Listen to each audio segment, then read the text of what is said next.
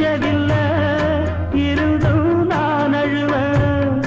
நான் அழுக தாங்கிடுமா உடனே தாயழுவா. ஆக மொத்தம் தாய் மனசு போல் நடக்கும் பிள்ளதா.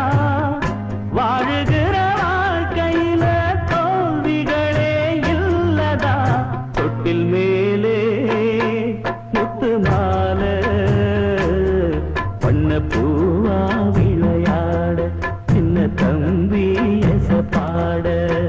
துளியிலே ஆட வந்த வானத்து மின் விளக்கே ஆழியிலே கண்டெடுத்த அற்புதாணி முத்தே. தொட்டில் மேல்